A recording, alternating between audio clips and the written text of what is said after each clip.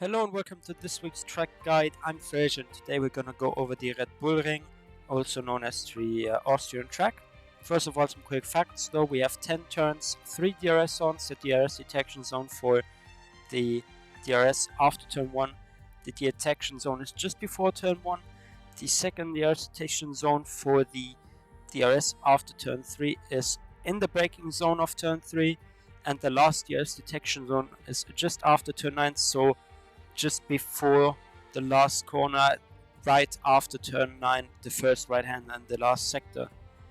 Then we have the C5 tire being the softest, so C5 is the soft, C4 is medium, C3 is hard. You can expect a one-stop race, 36 laps as well, medium to hard, hard to medium. You can probably also do soft to hard or hard to soft. For medium to hard, so you want to go ahead and pit around lap 13. Since Austria is in a mountainous region, there is a high possibility of rain, so you might as well go ahead and do some laps in the rain as well. Now, like always, I will show the hot lap first, then I'm gonna talk about it, and at the end you will see the setup, so hear you in a second.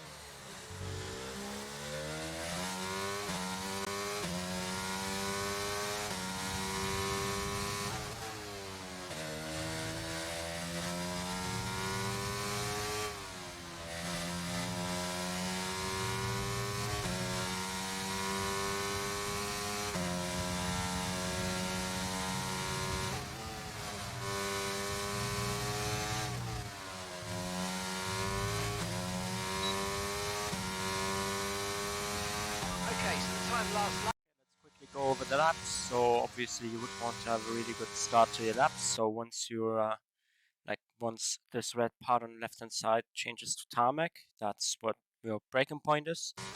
Then you want to be as close to that yellow sausage curb on the inside right here, and then off to the lap you go. Also accelerate as early as possible. Out of the last corner, ideally you would be accelerating just before the apex, but be very careful on this exit curb right there.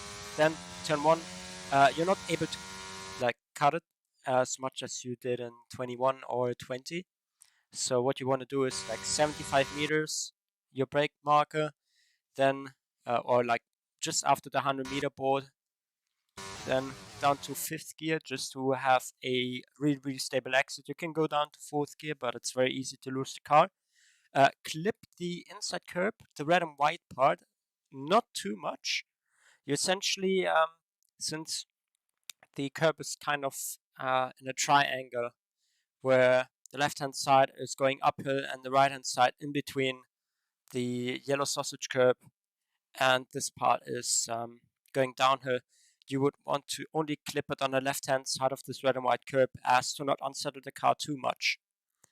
Then as soon as you pass the apex, you want to get on the throttle, so you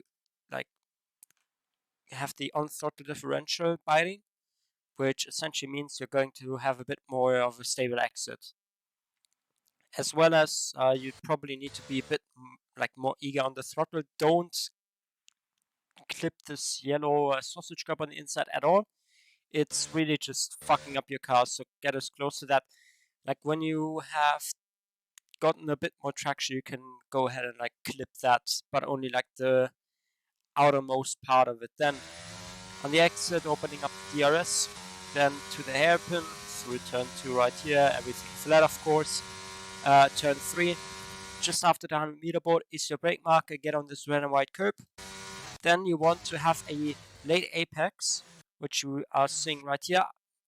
Not really, but you want to go for a bit of a later apex, and important fourth gear, and also very important that you dive into the uh, inside of the corner quite early as well, whilst not getting the apex too early, because if you do that, you need to like settle the car on the exit quite a lot, which I did in this example as well.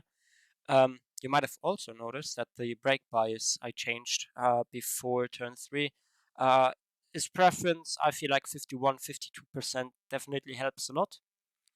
So in this instance, you should have gone for a bit more of a later apex, and I would have preferably gotten onto the red and white curb right there.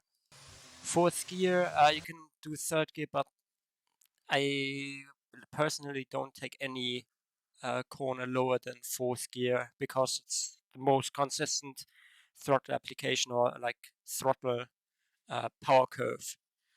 Fourth gear on the exit, be very like come out wide right here. Don't get on the red and white curb too much. Leads to you just spinning the rears quite a lot. Also differential to 60% to have a planted rear, especially in the race. It's kind of like in Spa, where if you run too low on throttle differential, you're going to spin up the rear tires out of this corner. Then turn 4 or 5, yeah, I think it's 4. 100-meter board is your brake marker just after that, like sort of 80-ish meters. Down to fourth gear again. You can go ahead and ride that inside curb. I am not riding any curbs on this track because I feel like they're kind of unsafe. Again, late apex, so you have a straight car on the exit as soon as possible, as well as very important to get on the throttle very early, as you are seeing right here. So like before you even reach the apex of the corner, you already want to accelerate out of it. Very important, don't go on this red and white curb. And where we are at right now, they added sort of a little ditch next to the red and white curb, which I haven't felt in 20 or 21 that much. So be really careful when you're accelerating out of there. Just a word of warning. Then for the double left-hander at the end of sector 2, start of sector 3.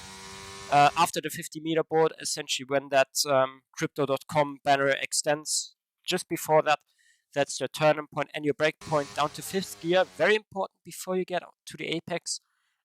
Accelerate 6th gear.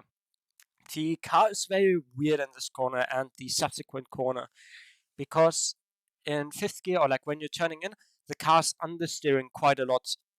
But once you accelerate, the car gains a lot of rotation. So you kind of need to play with the throttle quite a lot on the exit, being like on the brink of spinning the rear around. I can kind of explain it because you're going downhill, more weight on the front. So because in the initial part, you're not really going downhill right here. That's where you understand. Then you usually gain that rotation right here. So that's why there might be that additional rotation when going on the throttle. 6th gear, you can sort of clip this curb on the inside. I did it right here, but I wouldn't ride it too much. Same with the next corner. Get as far out onto the red and white curb as you possibly can, without invalidating, of course.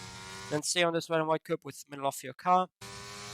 Just before the road joins up right here, or when this red and white curb on the right hand side ends on the right hand side of your screen, that's your turning point. Keep 6th gear. You can also go down to 5th gear for a bit more initial rotation, but 6th gear for me, like when you upshift on the apex of the corner, can lead to you spinning.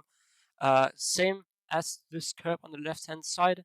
I clipped it very like a short amount of time, but definitely don't ride this inside curb, as out of my experience you tend to spin quite a lot. Then as you get on this curb, don't invalidate on the right hand side, on the left hand side line, on the white line. Try to ride the curb as it goes to the right with the middle of your car to not lose too much time. Then coming to the last 2 corners, very difficult. Compared to last year's game, you can definitely mount a lot of this outside curb for the initial turn. 50-meter board, that's your turning marker. Down to 6th gear, clip the inside red and white curb. You can't even ride it anymore. You just get spat towards the outside of the track. Try to be very confident on the circle right here. As soon as you pass the apex and red and white curb towards the middle of your car, and as I said or mentioned at the beginning, this just when it changes from red to tarmac, that's your brake marker for this corner. I kind of did get the line a bit better than the start, but I accelerated a bit too late, which then made me lose a bit of time. So yeah, also be very careful when you go onto this curb, as it can usually lead to spins in the race. Really close to an invalidation right there as well. But opening up the DRS, and that is a lap around Austria. Now going over to the setup. This is the top time trial setup, so this is not a race setup.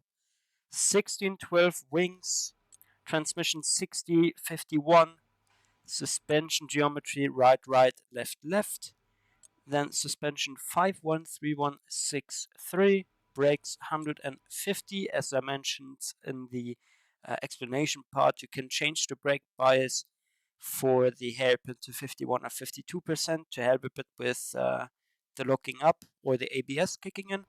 Then the tires 20, so like minimum on the fronts, and 22.3 on the rears. Again, this is not a race setup. Go ahead and try some things out if you want to convert those time trial setups into race setups, but only change one thing at a time so you actually know what that thing does, and in the long run you will end up knowing how to make race setups. Anyways, I hope you've learned something. I'm Fraser, and I hope we'll see each other on the racetrack.